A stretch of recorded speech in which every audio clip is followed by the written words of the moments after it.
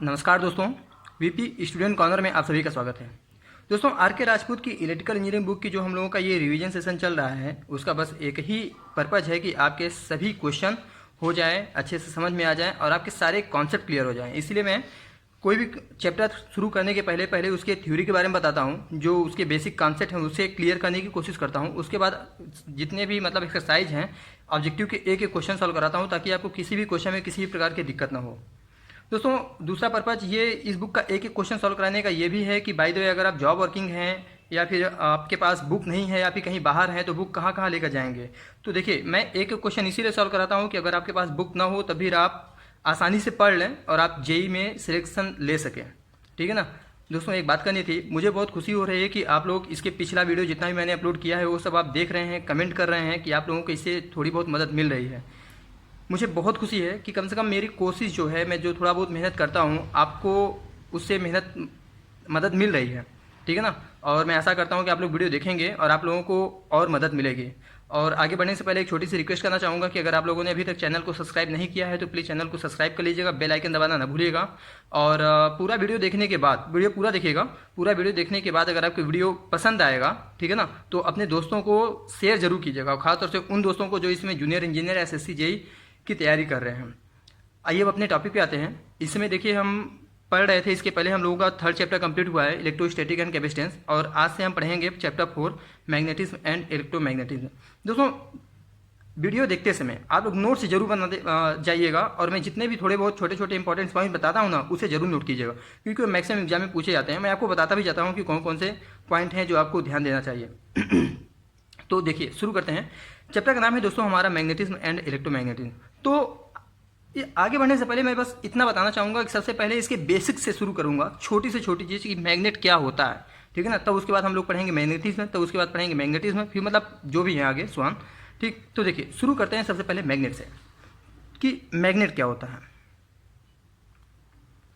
देखिए, मैग्नेट के बारे में बताऊंगा आपको, क्योंकि अगर आपको बेसिक पता रहेगा तो आपको कितना भी टफ क्वेश्चन हो, कॉन्सेप्ट क्लियर हो, तो आप कर जाएंगे। देखिए, मैग्नेट क्या होता है। वह मटेरियल जो विभिन्न प्रकार के मेटेलिक मटेरियल जैसे लोहा, निकिल, कोबाल्ट आदि को अपनी तरफ आकर्षित करता है, मतलब अपनी तरफ अट्रैक्ट करता है, मैग्नेट कहलाता है, चुंबक कहलाता है। इन मेटेलिक मटेरियल को अपनी ओर अट्रैक्ट करने की जो क्वालिटी होती है ना, यही मैग्नेटिज्म कहलाता है, जिसे हम लोग हिंदी में चुंबकत्व कहते हैं। ठीक है ना। अब देखिए, इसे समझने के लिए हम लोग एक बार मैग्नेट बनाते हैं। ठीक, देखिए हमने बनाया हुआ है बार मैग्नेट, और ये इस बार मैग्नेट के देखिए एक दो पोल होते हैं, एक नॉर्थ पोल होता है, एक साउथ पोल होता है। ठीक है ना।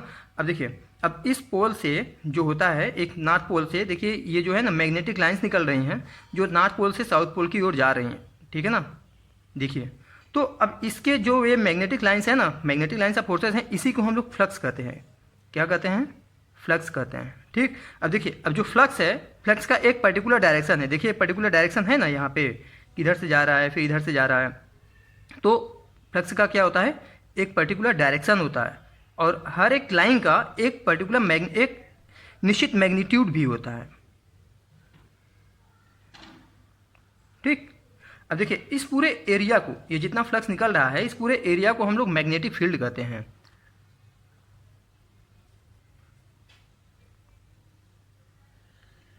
ठीक है ना दोस्तों, इस पूरे एरिया को हम लोग मैग्नेटिक फील्ड कहते हैं। यहाँ अब देखिए, अब अगर हम इस बार मैग्नेट जो है उसे स्वतंत्रतापूर्वक लटका दें, किसी भी मैग्नेट को स्वतंत्रतापूर्वक लटकाए जाने पर यह हमेशा नॉर्थ और साउथ डायरेक्शन में ही रुकता है। अब देखिए, नॉर्थ डायरेक्शन टर्मिनल को हम लोग नॉर्थ पोल कहते हैं, इसीलिए मैंने यहाँ पे पोल मेंशन भी कर दिया है, और साउथ डायरेक्शन टर्मिनल को हम लोग साउथ पोल कहते हैं। देखिए, आगे बढ़ने से पहले आपको एक छोटी चीज़ बता देना चाहता हूँ, ठीक है ना, कि किसी भी कंडक्टर में करंट, किसी भी करंट कैरिंग कंडक्टर में मैग्नेट कैसे उत्पन्न होता है। तो देखिए, बाय द वे, अगर हम जैसे कि हम लोगों ने ये कंडक्टर है, ठीक है ना, ये एक छोटा सा कंडक्टर है, और इसमें आई एम्पियर की करंट फ्लो हो रही है। तो दोस्तों देखिए, जैसे ही हम लोग किसी भी कंडक्टर या किसी भी वायर में करंट फ्लो करते हैं, तो उसमें ऑटोमेटिक एक मैग्नेटिक फील्ड बन जाता है। तो उसमें एक मैग्नेटिक फील्ड बन जाता है। ठीक है ना, हर एक पॉइंट पे मैग्नेटिक फील्ड बनता है। और देखिए, अब हम जो इस मैग्नेटिक फील्ड का जो डायरेक्शन होता है ना, उसे हम लोग राइट हैंड रूल के माध्यम से ज्ञात करते हैं। कौन से? Right hand rule. इसे हम आगे बताएंगे, लेकिन आपकी जानकारी के लिए बताना जरूरी था कि किसी भी कंडक्टर में जब हम लोग करंट फ्लो करते हैं तो उसके चारों ओर एक ऑटोमेटिक मैग्नेटिक फील्ड बन जाता है। इसे आप लोग ध्यान रखिएगा। ठीक, अब देखिए, अब बात करते हैं कि क्लासिफिकेशन ऑफ मैग्नेट की, मतलब चुंबक जो होता है कितने प्रकार का होता है। देखिए, चुंबक दो प्रकार के होते हैं। एक होता है नेचुरल चुंबक, नेचुरल मैग्नेट, और दूसरा होता है आर्टिफिशियल मैग्नेट।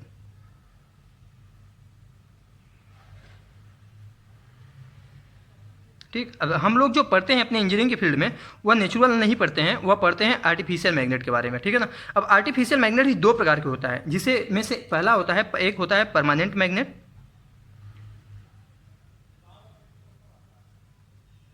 और दूसरा होता है क्या दोस्तों, टेम्परेरी मैग्नेट, जिसे हम लोग इलेक्ट्रोमैग्नेट भी बोलते हैं।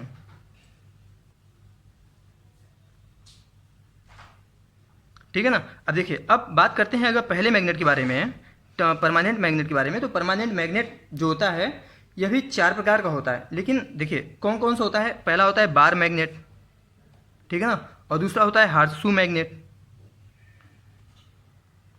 तीसरा होता है दोस्तों सिलेंड्रिकल मैग्नेट, और चौथा होता है रिंग मैग्नेट। देखिए, बार मैग्नेट मैंने अभी आपको बताया था, इसका ये नॉर्थ पोल हो गया और ये साउथ पोल हो गया। हार्सू मैग्नेट के बारे में बात करें तो देखिए, हार्सू मैग्नेट इस तरीके का कुछ होता है, ठीक है ना, इसके भी दो पोल है, नॉर्थ और साउथ।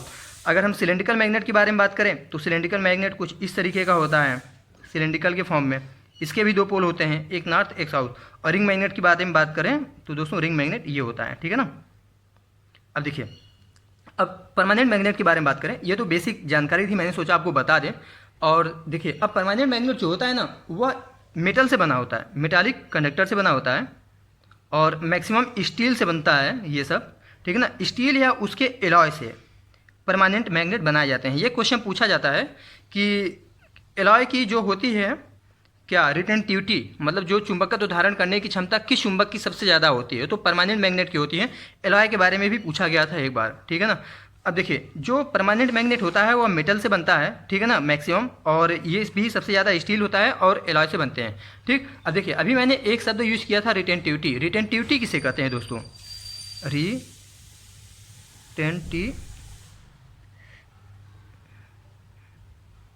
देखिए रिटेंटिविटी का मतलब होता है दोस्तों कि किसी भी चीज़ की धारण क्षमता, कि किस उस चीज़ में कितनी उसकी धारण क्षमता है।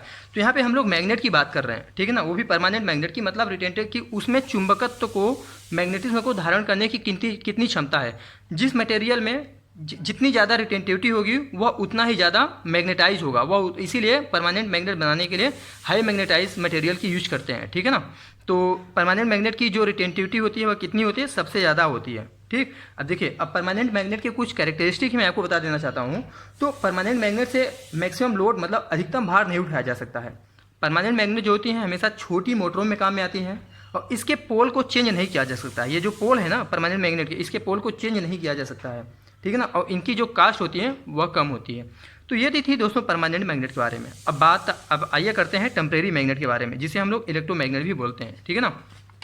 देखिए, एक कंडक्टर कोर लेते हैं और इसके ऊपर हम लोग एक सॉफ्ट वायर वाउंड करते हैं। जैसे ये कोर हो गया और इसके ऊपर हम लोग ये सॉफ्ट वायर वाउंड कर रहे हैं, ठीक है ना। अब ये जो स्ट्रक्चर बनता है वही कहलाता है इलेक्ट्रोमैग्नेट। अगर हम लोग इसे अब आई एम्पियर की करंट दे दें कि इसको चारों तरफ जो है वह मैग्नेटिक फील्ड बन जाएगा, ठीक है ना। तो इसी को हम लोग बोलते हैं इलेक्ट्रोमैग्नेट, ये जो पूरा स्ट्रक्चर है, ठीक है ना, करंट देने के बाद। अब देखिए, अब होता क्या है कि अगर हम लोग इस स्ट्रक्चर में डीसी या एसी सप्लाई देते हैं तो एक चारों तरफ मैग्नेटिक लाइंस क्रिएट हो जाती हैं, जिससे यह इलेक्ट्रोमैग्नेट बन जाता है। अब करंट फ्लो करने पर यह मटेरियल को अपने तरफ अट्रैक्ट करने लगता है, आकर्षित करने लगता है, जो इलेक्ट्रोमैग्नेटिज्म कहलाता है। ठीक, अब हम लोगों का क्या होगा, मैग्नेटिज्म भी हो गया, इलेक्ट्रोमैग्नेटिज्म भी हो गया, ठीक है ना। अब देखिए, यहाँ पे ध्यान देने वाली बात है कि यदि हम डीसी करंट देंगे तो क्या होगा, स्टेशनरी मैग्नेटिक फील्ड बनेगा। यदि हम इसमें इलेक्ट्रोमैग्नेट में डीसी करंट देते हैं, डायरेक्ट करंट देते हैं, तो स्टेशनरी मैग्नेटिक फील्ड बनता है, ठीक है ना। और वहीं पे अगर हम डीसी की जगह एसी सप्लाई देते हैं, ये चीज़ें ध्यान दीजिएगा आप लोग, यदि हम एसी सप्लाई देते हैं तो रोटेटिंग मैग्नेटिक फील्ड बनता है, ठीक है ना, मतलब आरएमएफ बनता है। ये चीज़ें बहुत महत्वपूर्ण हैं, आप लोग इसे ध्यान दीजिएगा। देखिए, अब होता क्या है कि अब इलेक्ट्रोमैग्नेट की जो पोलरिटी है इसमें करंट डायरेक्शन के ऊपर डिपेंड करती है, पहली चीज़। और दूसरी कैरेक्टरिस्टिक क्या है कि जब करंट की डायरेक्शन चेंज की जाती है तो मैग्नेटिक फील्ड की पोलरिटी भी चेंज हो जाती है, ठीक है ना। तो मतलब इसकी जो पोलरिटी है वह direction of flow of current के ऊपर डिपेंड करती है, इसीलिए हम लोग इसे ट्रांसफार्मर में, जनरेटर में, मोटर में या बड़ी मशीनों में यूज करते हैं, ठीक है ना। देखिए अब बात करते हैं दोस्तों कि होते हैं कि जो हम लोग मैग्नेट पढ़ेंगे तो उसमें कुछ वर्ड, कुछ टर्म यूज करते हैं, ठीक है ना, और वही चीज़ें बार बार आएंगी, इसलिए मैं उसकी सबसे पहले आपको डिफाइन करता हूँ कि वो चीज़ें होती क्या हैं, ताकि आपको अच्छे से समझ में आए, तब आगे आप चैप्टर के बारे में बात करते हैं। तो देखिए आप इस बार मैग्नेट के बारे में ध्यान दीजिएगा, ठीक है ना। अब देखिए इसमें सबसे पहले क्या है, दो पोल हैं, एक नॉर्थ पोल है, एक साउथ पोल है। तो सबसे पहला टर्म जो है हम लोग बात करते हैं मैग्नेटिक फोर्स के बारे में। किसके बारे में? मैग्नेटिक फोर्स के बारे में। देखिए जिस तरीके से हम लोगों ने चार्ज में पढ़ा था कि दो सेम चार्ज एक दूसरे को रिपेल करते हैं, और जो डिफरेंट चार्ज मतलब एक पॉजिटिव चार्ज हो और एक निगेटिव चार्ज है तो दोनों एक दूसरे को अट्रैक्ट करते हैं, ठीक है ना। तो उन दोनों के बीच एक बल लगता है, रिपल्सन फोर्स और अट्रैक्शन फोर्स। तो ऐसे ही हम लोग मैग्नेट में भी पढ़ेंगे। मैग्नेट में भी सेम चीज़ है, अगर दो पोल अगर दोनों एन पोल हैं तो एक दूसरे को लाया जाता है, तो उन दोनों के बीच एक क्या लगता है, रिपल्सन फोर्स लगता है। अगर सेम पोल हैं तो दोनों के बीच रिपल्सन फोर्स लगता है, ठीक है ना। और अगर दोनों डिफरेंट पोल हैं तो उन दोनों के बीच दोस्तों क्या लगता है, अट्रैक्शन फोर्स लगता है। ये चीज़ें ध्यान दीजिएगा, ये चीज़ें किसी एग्जाम में पूछा गया था और बहुत बेसिक चीज़ें हैं, इसलिए मैंने आपको बता रहा हूँ, ठीक है ना। देखिए अब बात करते हैं मैग्नेटिक पोल की। किसकी दोस्तों? मैग्नेटिक पोल की। ये आप लोग चाहे नोट्स बना सकते हैं। देखिए अब मैग्नेटिक पोल क्या होता है, ये जो है ना नॉर्थ पोल और ये साउथ पोल।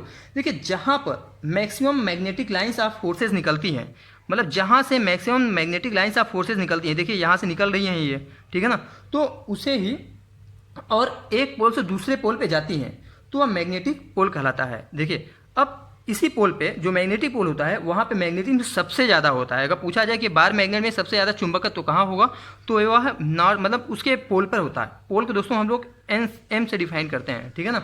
अब देखिए अब मैग्नेटिक फ्लक्स की बात करते हैं। किसकी दोस्तों बात करते हैं? मैग्नेटिक फ्लक्स की। तो मैग्नेटिक फ्लक्स क्या होता है, देखिए मैंने आपको फिगर में बताया है और लिखा भी है, तो आप लोग यहाँ देखिए इसे हम लोग फाई से डिनोट करते हैं। मैग्नेटिक फ्लक्स को हम लोग फाई से डिनोट करते हैं, ठीक है ना। देखिए मैग्नेटिक फील्ड में total number of magnetic lines, ये मैग्नेटिक फील्ड हो गया पूरा आपका जितना एरिया था, मैंने आपको तो मैग्नेटिक फील्ड हो गया। अब total number of magnetic lines जो हैं, ठीक है ना, देखिए जैसे ये है तो इसे ही हम लोग फ्लक्स करते हैं, ठीक। अब फ्लक्स बराबर एक फार्मूला होता है, रिलेशनशिप होता है, फाई बराबर बी इंटू ए, जहाँ पे बी फ्लक्स डेंसिटी है और ए जो है वह एरिया है। अभी हम बताएंगे आपको कि फ्लक्स डेंसिटी क्या होती है। अब फाई की बात करें तो फाई की दोस्तों जो यूनिट होती है, जो मात्रक होता है, वह वेबर होता है, इसे आप लोग ध्यान दीजिएगा। अब अगला क्या है दोस्तों, बात करते हैं। देखिए अब यहीं पे हम लोग बात कर लेते हैं फ्लक्स डेंसिटी की, मतलब बी की। फ्लक्स डेंसिटी जिसे हम लोग फ्लक्स घनत्व भी कहते हैं, ठीक है ना, इसे हम लोग बी से डिनोट करते हैं। देखिए हम लोग एक चीज़ जानते हैं कि डेंसिटी बराबर क्या होता है, डेंसिटी बराबर होता है मास पर यूनिट वॉल्यूम, ठीक है ना। लेकिन अगर हम ध्यान दें तो वॉल्यूम बराबर क्या होता है, लंबाई गुणित चौड़ाई गुणित ऊंचाई होता है, मतलब LBH होता है, ठीक है ना। तो अगर हम इसमें देखें, मैग्नेटिक फील्ड में देखें, तो यहाँ पे देखिए लंबाई चौड़ाई ऊंचाई तो कुछ है नहीं, ठीक है ना, इसीलिए हम लोग इसे एक एरिया दिख रहा है, तो इसीलिए हम लोग वॉल्यूम न मान करके इसे हम एरिया की बात करते हैं, ठीक है ना। क्या? एरिया की बात करते हैं। देखिए मैंने यहाँ पे जो मैग्नेटिक फील्ड का एरिया बोला था, ना कि वॉल्यूम बोला था, ठीक है ना। अब देखिए अब मास की बात करते हैं तो यहाँ मास कुछ है नहीं, तो हम लोगों का क्या है, फ्लक्स है, इसलिए हम लोग कहते हैं कि फ्लक्स डेंसिटी बी बराबर क्या होता है, फाई मतलब फ्लक्स पर यूनिट एरिया, ठीक है ना। एक एरिया, एक निश्चित एरिया में जितना फ्लक्स है उसे ही हम लोग फ्लक्स डेंसिटी बोलते हैं। तो इसकी यूनिट क्या हो जाएगी, देखिए अब फाई की यूनिट क्या होती है, वेबर, ठीक है ना, और एरिया की क्या होती है, मीटर स्क्वायर।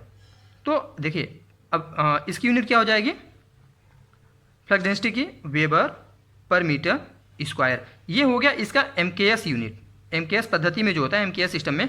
और हम एक फार्मूला, एक मात्रक और होता है इसका SI सिस्टम में, टेस्ला।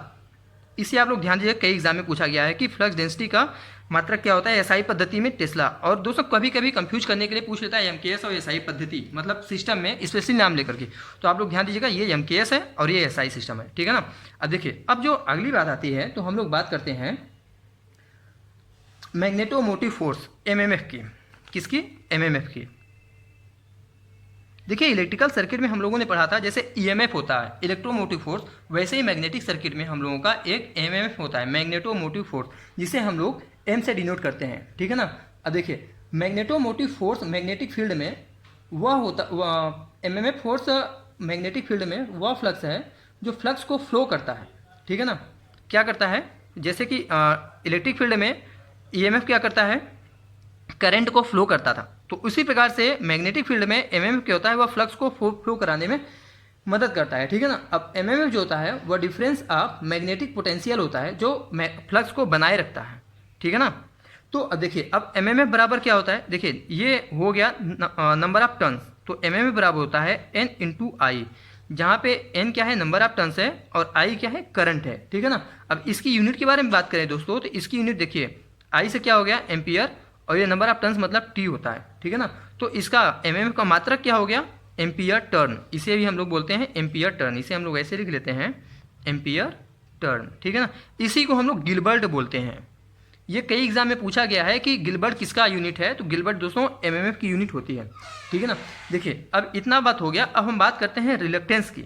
किसकी, रिलक्टेंस की। देखिए जैसे हम लोगों ने इलेक्ट्रिकल फील्ड में रेजिस्टेंस को पढ़ा था और उसे आर से डिनोट करते हैं, वैसे मैग्नेटिक फील्ड में रिलक्टेंस होता है और इसे हम लोग एस से डिनोट करते हैं।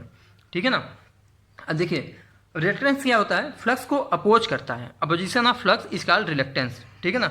देखिए तो हम लोग रेजिस्टेंस में क्या पढ़ा था, इलेक्ट्रिक फील्ड में रेजिस्टेंस बराबर होता है रो एल बाई ए। ठीक है ना। और इसकी यूनिट क्या होती थी ओम। इसी प्रकार से रिलक्टेंस मैग्नेटिक फील्ड में बात करें तो यस बराबर होता है M by mu L by A. ठीक है ना। और इसकी जो यूनिट होती है वह होता है एम्पियर टर्न पर वेबर। इसे इस फार्मूले को इस रिलेशनशिप को आप लोग ध्यान दीजिएगा। ठीक है ना।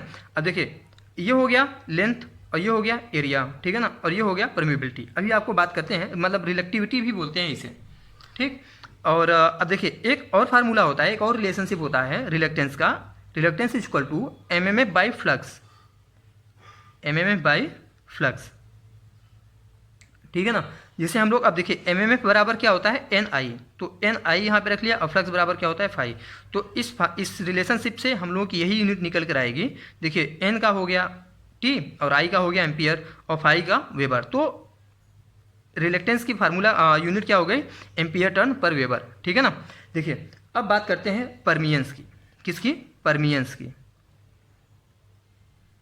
देखिए दोस्तों जैसे हम लोग इलेक्ट्रिक फील्ड में कंडक्टेंस के बारे में पढ़े थे, इलेक्ट्रिक फील्ड में किसके बारे में पढ़े थे, कंडक्टेंस के बारे में। देखिए मैं आपको एनालॉगस इसलिए बता रहा हूँ कि ये भी एग्जाम में पूछा जाता है कि रिलक्टेंस का, अगर देखिए मैग्नेटिक फील्ड में रिलक्टेंस है तो इलेक्ट्रिक फील्ड में वह किसके एनालॉगस था, किसके समकक्ष था, तो उसे रेजिस्टेंस कहते हैं। अभी हम आपको कंपेयरिंग कराएंगे।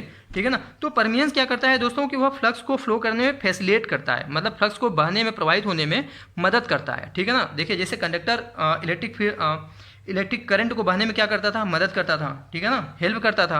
उसी प्रकार से परमियंस होता है। तो परमियंस जो होता है वह रिलक्टेंस के अपोजिट होता है, इन्वर्सली प्रोपोर्शनल होता है। परमियंस पी बराबर क्या इन्वर्सली क्या होता है, ये इसके व्युत्क्रमानुपाती होता है। ठीक है ना। अगर हम इसकी परमियंस की यूनिट के बारे में बात करें तो इसी का उल्टा हो जाएगा। तो रिलक्टेंस का क्या यूनिट थी, एम्पियर टर्न पर वेबर, तो इसका हो जाएगा वेबर पर एम्पियर टर्न। आप लोग इसे ध्यान दीजिएगा। ठीक है ना। अब देखिए अब अगली बात करते हैं मैग्नेटिक फील्ड स्ट्रेंथ के बारे में। किसकी, मैग्नेटिक फील्ड स्ट्रेंथ के बारे में, जिसे हम लोग एच से डिनोट करते हैं। देखिए मैग्नेटिक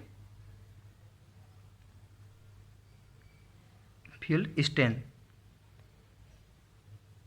जिसे हम लोग चुंबकीय क्षेत्र सामर्थ्य कहते हैं हिंदी में। ठीक है ना। हिंदी भाषी क्षेत्र स्टूडेंट ध्यान देखिए, बहुत लोग डिप्लोमा वालों ने कमेंट किया है कि सर आप जो बोलते हैं कि थोड़ा हिंदी लैंग्वेज यूज कर दिया करें, इसलिए मैंने बता रहा हूँ कि चुंबकीय क्षेत्र सामर्थ्य भी कहते हैं इसे, और इसे एच से डिनोट करते हैं। देखिए अब होता क्या है, ये मैग्नेटिक फील्ड के किसी बिंदु पर, जैसे इसे मान लीजिए हम लोग, देखिए मैग्नेटिक फील्ड के किसी बिंदु पर रखे गए एक वेबर के नॉर्थ पोल पर अनुभव किया गया बल। फिर से बोल दे रहा हूँ कि मैग्नेटिक फील्ड के किसी बिंदु पर रखे गए एक वेबर के नॉर्थ पोल द्वारा अनुभव किया गया बल मैग्नेटिक फील्ड स्ट्रेंथ कहलाता है। ठीक है ना। अब देखिए अब होता क्या है मैग्नेटिक फील्ड स्ट्रेंथ, अब देखिए ये क्या है, एक प्रकार का बल है। ठीक है ना। एक वेबर का अनुभव किया गया बल है, तो इसे हम लोग क्या कर सकते हैं, यह एक प्रकार का फोर्स भी है। ठीक है ना। तो इसे हम लोग कहते हैं, देखिए इसका एक फार्मूला होता है M by H equal to F equal to M by 4 pi mu D square. ठीक। देखिए और इसका एक रिलेशनशिप और होता है, H इक्वल टू NI/2πr, मतलब लेंथ। अब देखिए 2πr बराबर क्या होता है, लेंथ होता है ना, तो N/L। अब देखिए अब इससे इसकी यूनिट निकाल लेंगे, एम्पियर टर्न क्या होगा दोस्तों, नॉर्मली आप भी निकाल सकते हैं, एम्पियर टर्न पर मीटर। तो आप लोग ये दोनों रिलेशनशिप जो मैंने बताया है उसे ध्यान दीजिएगा, ठीक। अभी इससे रिलेशन में एक पूछा जाता है कि देखिए यहीं पे बता देता हूँ कि जो लंबाई है, अरे ये जो मैग्नेटिक स्ट्रेंथ है वह लेंथ के क्या होता है, डायरेक्टली प्रोपोर्शनल टू होता है कि इन्वर्सली प्रोपोर्शनल होता है। तो दोस्तों हम लोग यहाँ देख सकते हैं क्या लिखा है कि H is inversely proportional to L। तो इसे ध्यान दीजिएगा, ये क्वेश्चन पूछा गया था SSC JEE में ही, और UPPCL में भी एक बार ये पूछा जा चुका है, ठीक है ना। और ये यूनिट भी पूछेगा, मैक्सिमम पूछता भी है, ठीक। तो आप लोग इसे ध्यान दीजिएगा। देखिए अब बात करते हैं, अगला पॉइंट आता है परमिबिलिटी की। मैं इस फिगर को इसलिए यहाँ पे रखा हूँ कि पूरा इसी पे फिर सब कुछ आधारित है, इसलिए बार बार आपको दिखा रहा हूँ कि आपको समझ में आ जाए अच्छे से। देखिए बात करते हैं किसकी, परमिबिलिटी की। देखिए परमिबिलिटी वो है, जैसे हम लोगों ने इलेक्ट्रिकल सर्किट में क्या पढ़ा था, परमिटिविटी के बारे में पढ़ा था, वैसे ही सेम वर्ड है परमिबिलिटी के बारे में, ठीक है ना। अब देखिए परमिबिलिटी को हम लोग किससे डिनोट करते हैं दोस्तों, परमिबिलिटी को हम लोग म्यू से डिनोट करते हैं, ठीक है ना। अब देखिए परमिबिलिटी वह प्रॉपर्टी होती है जिससे हमें यह पता चलता है कि किसी सबस्टेंस में, किसी मटेरियल में मैग्नेटिक लाइंस ऑफ फोर्स कितने अच्छे तरीके से पास होता है। मैं फिर से बोल देता हूँ आप लोग समझने के लिए, ध्यान दीजिएगा वर्ड को। देखिए परमिबिलिटी वह प्रॉपर्टी होती है, मतलब ये जो म्यू है, परमिबिलिटी है, वह प्रॉपर्टी होती है जिससे हमें वह पता चलता है कि किसी सबस्टेंस में, किसी मटेरियल में मैग्नेटिक लाइंस ऑफ फोर्स कितने अच्छे तरीके से पास होता है। देखिए उदाहरण के तौर पे हम एक लोहे का टुकड़ा लेते हैं, क्या लेते हैं, लोहे का टुकड़ा, कोई भी मैग्नेटिक मटेरियल मान लीजिए, और ये इसमें सब लोहा भरा है, ठीक है ना। अब यहाँ से फ्लक्स को आती है, ठीक है ना। अब ये लोहा क्या करता है, क्योंकि मैग्नेटिक मटेरियल है, रिटेंटिविटी इसकी ज़्यादा है, मतलब कि चुंबकत्व को धारण करने की क्षमता ज़्यादा है, तो ये आराम से इसे बाहर पास करने देता है, अपने आप में से फ्लक्स को बाहर गुजारने देता है, ठीक है ना। तो यही कहने का मतलब है कि देखिए अब मैग्नेटिक फ्लक्स जो है, मैग्नेटिक फ्लक्स लाइन जो है वह पास करते हैं तो पूरे फ्लक्स लाइन को अपने अंदर से पास कराता है। तो इसका मतलब क्या है कि लोहे की परमिबिलिटी क्या है, वह ज़्यादा है, ठीक है ना। मतलब उसमें से मैग्नेटिक लाइंस ऑफ फोर्सेज जो है, मैग्नेटिक लाइंस ऑफ फोर्स जो है कितने अच्छे तरीके से पास होता है। देखिए बहुत अच्छे तरीके से, इसका मतलब परमिबिलिटी इसकी ज़्यादा है, ठीक है ना। अब इसकी यूनिट जो होती है दोस्तों वह हेनरी पर मीटर होती है। क्या होती है, हेनरी पर मीटर होती है। देखिए म्यू बराबर क्या होता है, एक रिलेशनशिप होता है म्यू बराबर म्यू नॉट म्यू आर, ये हम लोग पढ़ते आ रहे हैं, ठीक है ना। अब देखिए जहाँ पे ये म्यू नॉट को हम लोग कहते हैं एब्सोल्यूट परमिबिलिटी है, ये क्या है, एब्सोल्यूट परमिबिलिटी, ठीक। और इसकी वैल्यू कांस्टेंट होती है, इसकी वैल्यू होती है 4π × 10⁻⁷। ये आप लोग ध्यान दीजिएगा, मैक्सिमम पूछा जाता है हेनरी पर मीटर। और ये म्यू आर की बात करें तो म्यू आर जो होता है वह रिलेटिव परमिबिलिटी होता है, रिलेटिव परमिबिलिटी, ठीक है ना। और इसकी वैल्यू होती है 1, नॉर्मली स्पेस या एयर के लिए इसकी वैल्यू 1 होती है, ठीक। तो ये क्वेश्चन, ये जो रिलेशनशिप है, कभी कभी ये पूछा जाता है कि इसकी वैल्यू दे देगी, 2 की वैल्यू दी रहेगी, किसी एक की पूछ लेगी, या इन दोनों की दी रहेगी तो इसकी पूछ लेती है, ठीक है ना। तो आप लोग इसे ध्यान दीजिएगा। तो देखिए अब देखिए एक रिलेशनशिप और होता है, म्यू बराबर होता है B/H, ठीक है ना। मतलब कि ratio of flux density to magnetic field strength, ये हो गया आपका फ्लक्स डेंसिटी और ये हो गया मैग्नेटिक फील्ड स्ट्रेंथ, ये है, ठीक है ना। तो फ्लक्स डेंसिटी और मैग्नेटिक फील्ड स्ट्रेंथ के रेशियो को हम लोग म्यू कहते हैं, परमिबिलिटी कहते हैं, ठीक है ना। अब इससे यूनिट क्या हो जाएगी इसके, देखिए इसकी यूनिट क्या होती है, पहले इसे रख लेते हैं 5 पर फ्लक्स पर यूनिट एरिया, और इसे हम लोगों ने क्या कहा था, NI/2πr, मतलब यल भी रख लेंगे। तो इससे क्या हो जाएगा, देखिए वेबर पर मीटर स्क्वायर। आप लोग फार्मूला याद मत कीजिएगा, मतलब यूनिट क्या होती है, फार्मूला क्या होता है, समझ जाएंगे तो ऑटोमेटिक याद रहेगा, ठीक है ना। इसे आप लोग ध्यान दीजिएगा। और देखिए अब हम लोग, अब एम्पियर टर्न, अब क्या हो जाएगा, पर मीटर। तो इसकी यूनिट दोस्तों निकल के आ जाएगी हम लोगों की वेबर पर एम्पियर टर्न मीटर। तो इसकी एक यूनिट ये भी होती है, आप लोग ध्यान दीजिएगा। ये पूछा गया है कि परमिबिलिटी का मात्रक क्या होता है, कभी कभी तो आपका ये दे देगा हेनरी पर मीटर, और कभी कभी ये दे देगा, तो ये तो सभी लोग जानते हैं, लेकिन इसमें लोग फंस जाते हैं कि क्या होगा, ठीक है ना। देखिए अब बात करते हैं आगे की, रिटेंटिविटी की बात करते हैं, जो हमने अभी आपको बताया था कि रिटेंटिविटी क्या होती है। रिटेंटिविटी की मतलब क्या होती है दोस्तों, धारण क्षमता, कि किसी भी चीज़ की यहाँ हम चुंबकत्व की बात कर रहे हैं, मैग्नेटिज्म की बात कर रहे हैं, तो किसी मटेरियल में कितनी मैग्नेटिज्म है, चुंबकत्व कितना है उसमें, मतलब चुंबकत्व को धारण करने की क्षमता कितनी है, ठीक है ना। तो इसे तो इसे अब एक प्रकार से हम कह सकते हैं कि मोर ग्रैप्सिंग पावर, क्या मोर ग्रैप्सिंग मतलब होता है अपनाने की क्षमता,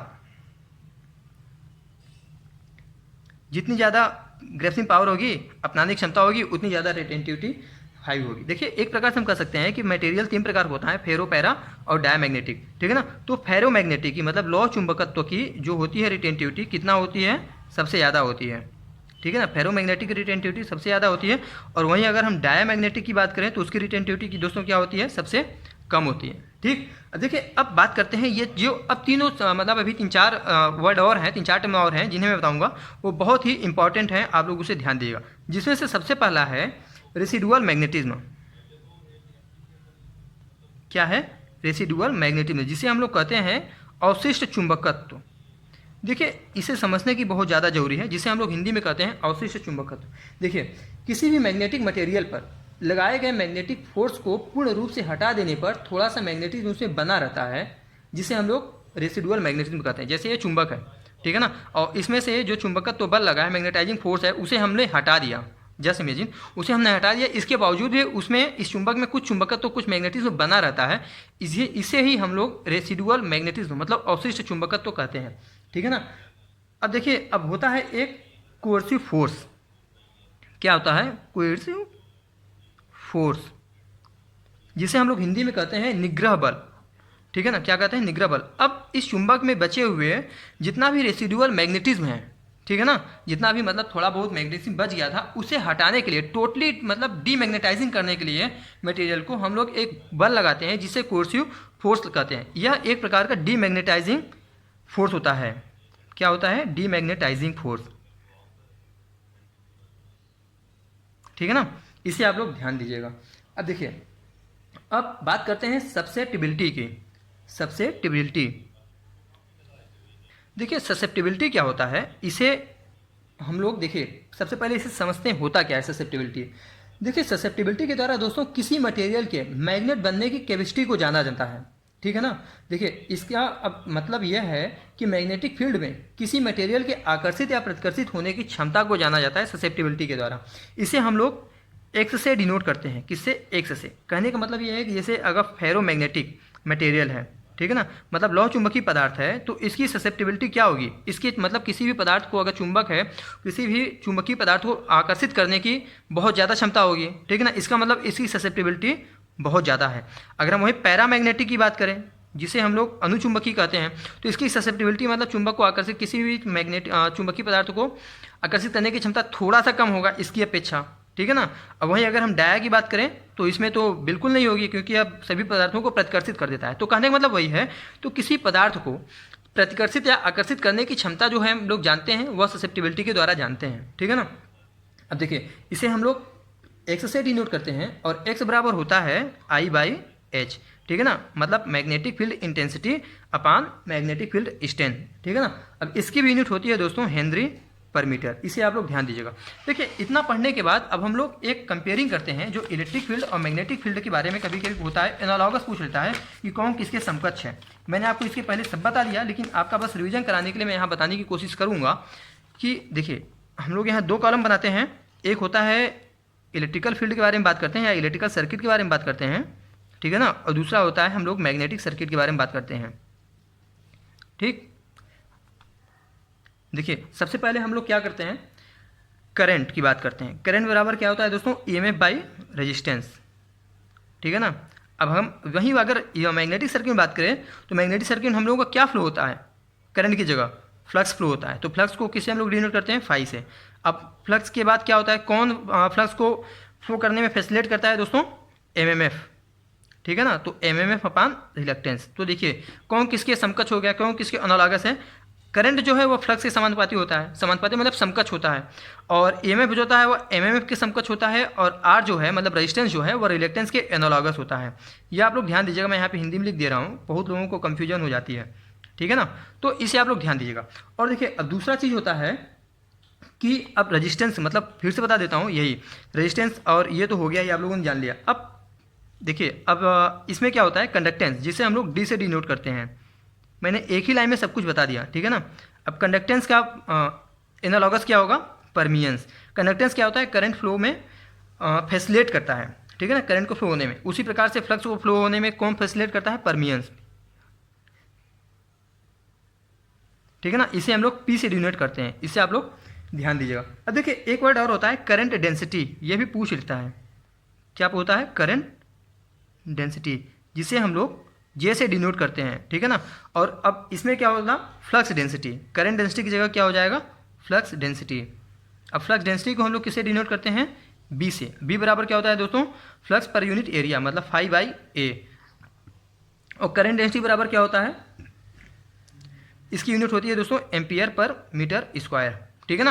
अब देखिए, अब बात करते हैं, इतना हो गया, ये तो बेसिक चीज़ें थी और मैक्सिमम एग्जाम में पूछे जाते हैं, छोटे मोटे एग्जाम में जरूर पूछ लेता है। जैसे PGCIR हुआ या UPSSC JEE में 2 बार कोई क्वेश्चन पूछे गए हैं, UPPCL में भी हुआ, तो वहाँ पे परमियंस पूछा है, मतलब इन दोनों के रिलेशनशिप के बारे में पूछा है और इसके बारे में रिलेशन होंगे, क्योंकि मैक्सिमम बच्चे भूल जाते हैं ये।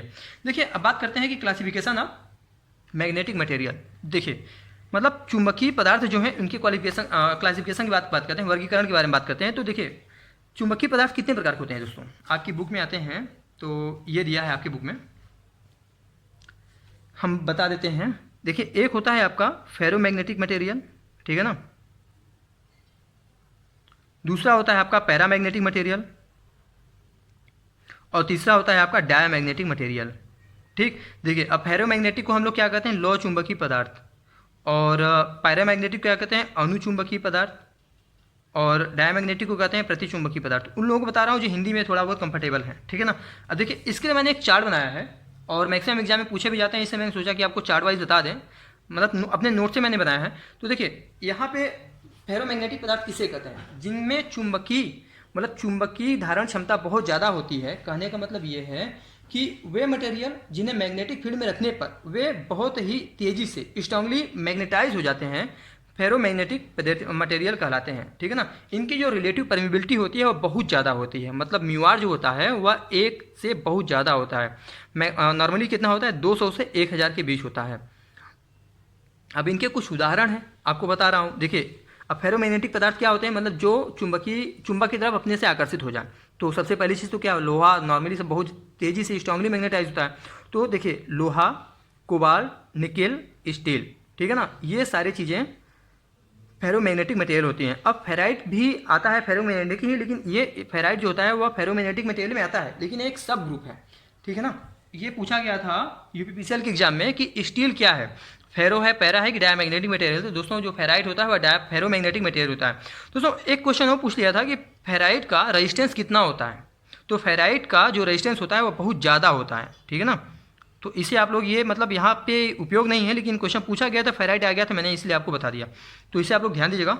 और देखिए ये क्वेश्चन जो है कोबाल्ट और निकिल, ये मैक्सिमम पूछे जाते हैं कि इन जिसे मैंने अंडरलाइन किया हुआ है कि पूछ लेता है कि किसके अंतर्गत आते हैं, फेरो, पैरा या डायमैग्नेटिक। तो आप लोग इससे ध्यान दीजिएगा। अब अगला वर्ड है दोस्तों पैरामैग्नेटिक, ठीक है ना। अब पैरामैग्नेटिक जो होता है इसे हम लोग हिंदी में कहते हैं अनुचुंबकीय पदार्थ, और इसका जो रिलेटिव परमिबिलिटी है 1 से थोड़ा सा ज़्यादा होता है। क्या होता है, 1 से थोड़ा सा ज़्यादा है, स्लाइटली ग्रेटर देन 1। अब इसके एग्जाम्पल क्या है, देखिए aluminium, platinum, magnesium, sodium, potassium, oxygen, air. मतलब वे पदार्थ जो चुंबकीय फील्ड में चुंबकीय क्षेत्र में रखने पर बहुत थोड़ा सा आकर्षित होते हैं चुंबक की तरफ, उसे हम लोग क्या कहते हैं, पैरामैग्नेटिक मटेरियल। अब देखिए जो क्वेश्चन में पूछे जाते हैं वो मैं बता रहा हूँ आपको। एल्यूमिनियम, प्लेटिनम और ऑक्सीजन, एयर के बारे में ज़्यादा क्वेश्चन पूछे जाते हैं। बहुत लोग कहते हैं कि एयर जो होता है ना वह डायमैग्नेटिक में आता है, क्योंकि वो लोग सोचते हैं कि यह इंसुलेटर का काम करता है, तो इस वजह से पैरामैग्नेटिक में आ जाता है। लेकिन ये बिल्कुल ध्यान रखिएगा कि जो एयर है वह पैरामैग्नेटिक होता है, ठीक है ना। और एल्यूमिनियम के बारे में लोग कन्फ्यूजन हो जाते हैं कि यार ये फेरोमैग्नेटिक है कि क्या है। तो एल्यूमिनियम पैरामैग्नेटिक है, इसे ध्यान दीजिएगा। देखिए अब अगला है डायमैग्नेटिक मटेरियल, मतलब जिसको वह प्रतिकर्षित कर देता है चुंबकीय क्षेत्र में रखने पर, अपनी तरफ चुंबक आकर्षित नहीं करता है, उसे हम लोग क्या कहते हैं, डायमैग्नेटिक मटेरियल। इसका जो म्यूआर होता है, रिलेटिव परमिबिलिटी होती है 1 से बहुत कम होती है। अब इसके एग्जाम्पल देखिए copper, bismuth, silver, gold, glass, ठीक है ना। देखिए अब मैं यहाँ पे बात कर रहा हूँ जो मैक्सिमम पूछा जाता है। सबसे पहले एक छोटी सी कंफ्यूजन है, आपको गोल्ड और सिल्वर के सिंबल के बारे में बता दूँ। किसी मतलब ये तो लगभग हर एग्जाम में पूछ लेता है किसी न किसी कि सोने का सिंबल क्या होता है, मतलब गोल्ड का। तो दोस्तों बहुत लोग एजी, और ये तो पता होता है कि एजी एयू होता है, लेकिन एजी होता है कि एयू होता है ये कंफ्यूजन हो जाती है। तो आप लोग ध्यान दीजिएगा, गोल्ड होता है वह एयू होता है, ठीक है ना, और सिल्वर को एजी से डिनोट करते हैं। अब देखिए जिस प्रकार से मैंने यहाँ आपको पैरामैग्नेटिक में बताया कि एल्यूमिनियम जो है पैरामैग्नेटिक पदार्थ है, उसी प्रकार से कॉपर के बारे में लोग सोचते हैं तो बहुत ज़्यादा इसका कंडक्टिविटी होता है। तो जब बहुत ज़्यादा कंडक्टिविटी होती है तो फेरोमैग्नेटिक मटेरियल है, लेकिन ना, आप लोग ध्यान दीजिएगा, कॉपर डायमैग्नेटिक मटेरियल है, ठीक है ना। अच्छा एक क्वेश्चन और था, सबसे ज़्यादा कंडक्टिविटी किसकी होती है दोस्तों, बताइए।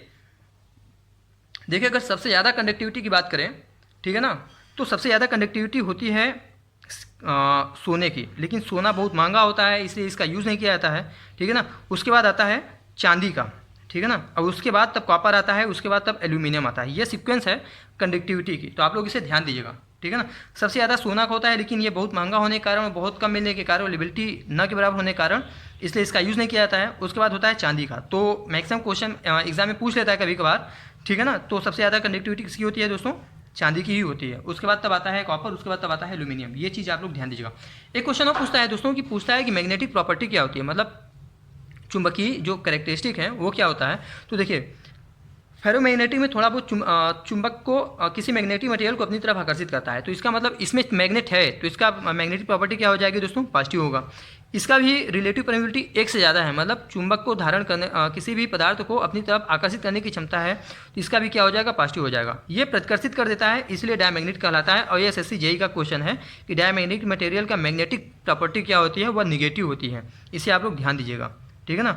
अब देखिए अब डायमैग्नेटिक है, मतलब उसमें फ्लक्स फ्लो बिल्कुल नहीं हो रहा है, ठीक है ना, तो इसलिए इसका रिलेक्टेंस कितना हो जाएगा, बहुत ज़्यादा हो जाएगा डायमैग्नेटिक का, ठीक है ना। तो इसका रिलेक्टेंस भी बहुत ज़्यादा होता है, ये भी आप लोग ध्यान दीजिएगा। अब इतना हो गया दोस्तों, अब बात करते हैं हम लोग किसके बारे में, लॉज ऑफ मैग्नेटोमोटिव फोर्स। जैसे हम लोगों ने कूलाम्स लॉ में पढ़ा था, ठीक है ना, क्या पढ़ा था कि F इज इक्वल टू के Q1 Q2 अपान डी स्क्वायर। उसी प्रकार से हम लोग पढ़ेंगे कि F इज इक्वल टू के M1 M2 अपान डी स्क्वायर, ठीक है ना। तो देखिए अब होता क्या है कि ये आप लोग अपने बुक में देखिए, laws of magnetomotive force, magnetic force, ठीक है ना। देखिए एम एफ इज कर लू क्या है, F is directly proportional to, देखिए सबसे पहले यहाँ पे 2 पोल हैं, एक नॉर्थ पोल है एक साउथ पोल है। तो कूलाम ने ही ये नियम निकाला था, फाइंड आउट किया था। तो देखिए ये इनके पोल स्ट्रेंथ हो गए, ये पोल स्ट्रेंथ यम हो गया, और इसका भी तो होगा ना, जब ये पोल है तो इसका भी पोल स्ट्रेंथ माना, इसे हम लोगों ने यम1 माना, इसे हम लोगों ने यम2 माना, ठीक है ना। अब इन दोनों पोल के बीच की जो दूरी है दोस्तों वह है डी, क्या है, बीच की दूरी डी है, ठीक। अब देखिए अब होता क्या है कि किसी भी 2 मैग्नेटिक पोल जो किसी भी मैग्नेटिक फोर्स जो होता है, मैग्नेटिक फोर्स जो होता है वह 2 पोलों के बीच जो मैग्नेटिक स्ट्रेंथ है वह इनके पोल स्ट्रेंथ के गुणनफल के समानुपाती तथा इनकी दूरी के वर्ग के व्युत्क्रमानुपाती होता है, ठीक है ना। देखिए क्या लिखा है यहाँ पे, जो मैग्नेटिक फोर्स होता है वह दोनों पोलों के पोल स्ट्रेंथ के गुणनफल के समानुपाती, मतलब डायरेक्टली प्रोपोर्शनल, और इनके दूरी के वर्ग के व्युत्क्रमानुपाती होता है, ठीक है ना। तो इसे हम लोग क्या लिख सकते हैं, तो इसे हम लोग इस प्रकार से लिख सकते हैं कि यफ, बता देते हैं आपको फिर भी, F is directly proportional to M1 M2 upon T square. अब इसे एक कांस्टेंट है ये, ठीक है ना, तो M1 M2 अपान म्यू डी स्क्वायर, ठीक। तो ये हम लोगों का एक फार्मूला बन गया, और इसकी यूनिट क्या होती है, न्यूटन, ठीक है ना। तो इसे आप लोग ध्यान दीजिएगा। अब देखिए अब हम लोग जानते हैं कि के की वैल्यू क्या होती है, 1/4 पाई होती है, ठीक। तो अब इस वैल्यू में हम लोग यहाँ पे ये पुट कर लेंगे इस इक्वेशन में, ठीक है ना। अब देखिए ये तो हो गया M1 M2 अपान 4 pi mu naught mu R D square. अब देखिए म्यू नॉट म्यू आर क्या है कि जो म्यू की वैल्यू होती है ना, म्यू बराबर क्या होता है, मैंने आपको बताया कि परमिबिलिटी बराबर क्या होता है, absolute permeability into relative permeability. ये क्वेश्चन पूछा गया, इसे ध्यान रखिएगा, ठीक, ये वाला। तो अब देखिए अब यहाँ पे हम लोग एक वैल्यू और पूछ सकते हैं, म्यू नॉट की वैल्यू क्या होती है दोस्तों, 4 पाई इंटू 10⁻⁷, ठीक है ना। तो ये रिलेशनशिप जो है आपका, ये आप लोग बिल्कुल ध्यान दीजिएगा। देखिए अब हम लोग आगे पढ़ते हैं किसके बारे में, magnetic field in a current carrying conductor. किसी भी करंट कैरिंग कंडक्टर में जो मैग्नेटिक फील्ड होता है वह कैसे होता है, ठीक है ना। देखिए इसके बारे में बात करते हैं। तो सबसे पहले दोस्तों देखिए, हमने यहाँ पे एक मैग्नेटिक फील्ड बनाया है और मैग्नेटिक फील्ड के दो पोल हैं, एक नॉर्थ पोल है, एक साउथ पोल है, ठीक है ना। अब ये मैग्नेटिक फील्ड के बीच में हम एक क्या रख देते हैं, छोटा सा कंडक्टर का टुकड़ा रख देते हैं, एक कंडक्टर है, ठीक। अब देखिए, अब होता क्या है कि जब किसी करंट कैरिंग कंडक्टर को किसी मैग्नेटिक फील्ड में रखा जाता है तो कंडक्टर एक फोर्स एक्सपीरियंस करता है, एक फोर्स एक्सपीरियंस फील करता है, ठीक है ना। तो फोर्स का डायरेक्शन जो होता है, यानी कि अब इस पर जो बल होता है, जो बल लग रहा है, उसकी जो दिशा होती है वह मैग्नेटिक फील्ड और करंट कैरिंग कंडक्टर के परपेंडिकुलर होता है, ठीक है ना। तो देखिए, अब हम लोग यहाँ पे देख सकते हैं कि करंट का पर लगने वाला जो बल होता है वह किन किन चीज़ों पे डिपेंड करता है। सबसे पहले तो इसमें बहने वाली करंट धारा पे, आई पे, ठीक है ना, जो इसमें धारा बह रहा है, और उसके बाद इसमें जो फ्लक्स हो रहा है उसके ऊपर, फ्लक्स डेंसिटी पे, ठीक है ना। अब उसके बाद जो करंट, ये कंडक्टर है, उसकी लंबाई। तो ये जो फोर्स है, बल है, वह इन तीन चीज़ों पे डिपेंड करता है, ठीक है ना। देखिए, अब दूसरी चीज़, यदि क्या होता है कि यदि कंडक्टर मैग्नेटिक फील्ड में थीटा एंगल बनाता है, जैसे इस समय कोई एंगल बना रहा है ना, तो जब कंडक्टर मैग्नेटिक फील्ड में थीटा एंगल बनाता है तो दोस्तों ये फार्मूला हो जाता है F=BIL साइन थीटा न्यूटन, ठीक है ना। तो आप लोग सबसे पहले ये रिलेशन याद रखिएगा। देखिए, अब ये तो हो गया बेसिक रिलेशनशिप। देखिए, अब केस वन की बात करते हैं। तो दोस्तों होता क्या है, यदि कंडक्टर जो होते हैं, देखिए, अब मैग्नेटिक फील्ड व करंट कंडक्टर एक दूसरे के परपेंडिकुलर हैं, मतलब 90 डिग्री पे हैं, तो क्या होता है, तो देखिए, अब F= क्या हो जाएगा, BIL साइन 90। हम लोग जानते हैं कि साइन 90 की वैल्यू क्या होती है, 1। तो F= क्या हो जाएगी, BIL, ठीक है ना, न्यूटन। तो दोस्तों देखिए, अब इस समय जो फोर्स है वह क्या होगा, मैक्सिमम होगा, ठीक है ना। अगर θ=90 डिग्री है तो फोर्स क्या होगा, मैक्सिमम होगा। और देखिए, अब केस अगर दो की बात करें, सेकेंड केस की बात करें, यदि मैग्नेटिक फील्ड और current carrying conductor, by the way जो कंडक्टर थीटा एंगल बना रहा है या 90, ठीक है ना, तो ये फार्मूला हो गया। अगर ये एक दूसरे के मैग्नेटिक फील्ड कंडक्टर एक दूसरे के परपेंडिकुलर हैं, 90 डिग्री पे हैं, तो ये वाला मतलब मैक्सिमम होगा, उसमें जो फोर्स है वो मैक्सिमम लगेगा। अब बाय द वे कंडक्टर अगर ऐसे ना होकर के ऐसे में है, मैग्नेटिक फील्ड के पैरेलल में है, ठीक है ना, मतलब वहाँ पे एंगल जो है θ=0 बन रहा है। अगर एंगल 0 बन रहा है तो क्या होगा दोस्तों, तो F=BIL साइन 0 डिग्री। तो साइन 0 की वैल्यू क्या होती है दोस्तों, हम लोग जानते हैं कि A 0 होती है, तो F क्या हो गया, BIL इंटू 0। तो क्या हो गया, 0। मतलब इस समय जो अगर कंडक्टर पैरेलल में है मैग्नेटिक फील्ड के, कोई भी एंगल नहीं बना रहा है, तो उस समय फोर्स क्या होगा, मिनिमम होगा।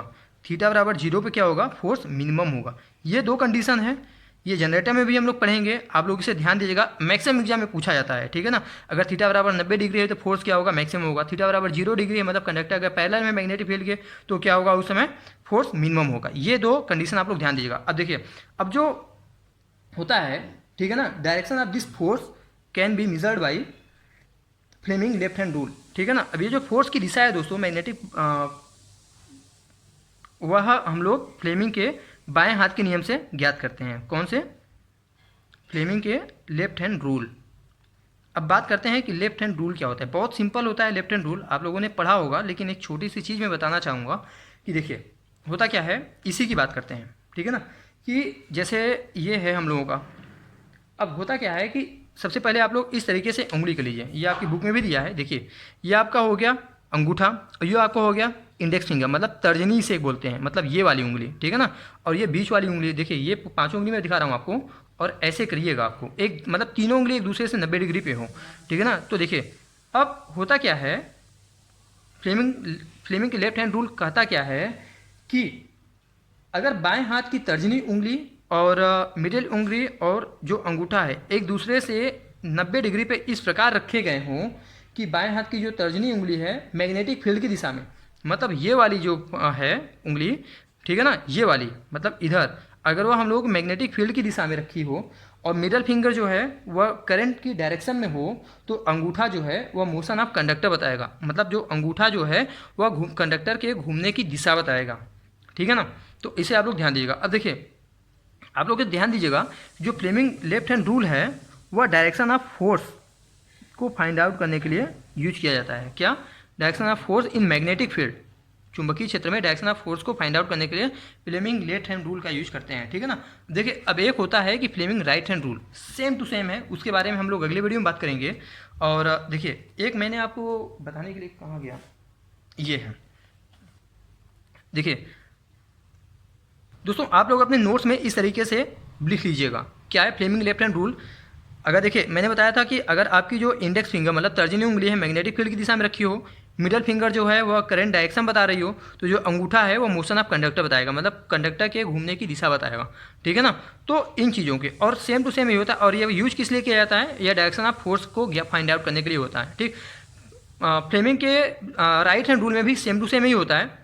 थंब भी मोशन ऑफ कंडक्टर बताएगा, इंडेक्स फिंगर मैग्नेटिक फील्ड बताएगा, बस वहाँ पे मिडिल फिंगर क्या बताता है, वह इंड्यूस्ड ईएमएफ की बात करता है, ठीक। क्या बात करता है, इंड्यूस्ड ईएमएफ की बात करता है फ्लेमिंग के राइट हैंड रूल में। उसके बारे में हम लोग बाद में बात करेंगे। देखिए मैंने आपको एक छोटा सा पॉइंट वाइज बता दिया है कि कभी कभी एग्जाम पूछ लेता है और हम लोग कंफ्यूज हो जाते हैं कि कौन सा रूल किसके लिए लागू होता है। तो देखिए फ्लेमिंग लेफ्ट हैंड रूल क्या होता है, वह नॉर्मली मोटर में यूज किया जाता है और डायरेक्शन ऑफ फोर्स को फाइंड आउट करने के लिए होता है। किस लिए होता है Fleming left hand rule, motor में यूज होता है, डायरेक्शन ऑफ फोर्स को फाइंड आउट करने के लिए होता है, ठीक है ना। अगर हम फ्लेमिंग राइट हैंड रूल बात करें तो ये जनरेटर में मैक्सिमम यूज होता है। और यह किस लिए यूज होता है, डायरेक्शन ऑफ इंड्यूस्ड ईएमएफ को फाइंड आउट करने के लिए होता है जनरेटर में। किसमें, जनरेटर में इंड्यूस्ड ईएमएफ को फाइंड आउट करने के लिए होता है। और डायरेक्शन ऑफ अगर हम लोग मैग्नेटिक फील्ड को फाइंड आउट करना हो तो क्या करते हैं, direction of right rule, right hand rule, ठीक है ना। देखिए इसमें ये नॉर्मली ये होता है पेन और इसका सिंबल होता है, मैं आपको अगले वीडियो में बता दूंगा, टाइम भी ज़्यादा हो रहा है और वीडियो भी लंबा बन जाएगा। दोस्तों अगर आपको आज का ये वीडियो पसंद आया हो तो सबसे पहले चैनल को सब्सक्राइब कर लीजिएगा, अगर आपने नहीं किया हो बेल आइकन जरूर दबाइएगा और अपने उन फ्रेंड को शेयर जरूर कीजिएगा जो इसमें जूनियर इंजीनियर की तैयारी कर रहे हैं। अगली वीडियो में हम लोग 4th चैप्टर के सारे ऑब्जेक्टिव को सॉल्व करने की कोशिश करेंगे और जितना मैंने थ्योरी बताया है उसे आप लोग उसका नोट्स बना लीजिएगा और रिवीजन भी कर लीजिएगा और तब फिर देखिए क्वेश्चन करने में बहुत मज़ा आएगा, ठीक है ना। और अगर आपको कोई इंप्रूवमेंट हो, सजेशन हो तो मुझे ज़रूर बताइएगा, मैं आपको रिस्पॉन्स करने की कोशिश करूँगा। मिलते हैं अगले वीडियो में, तब तक के लिए जय हिंद।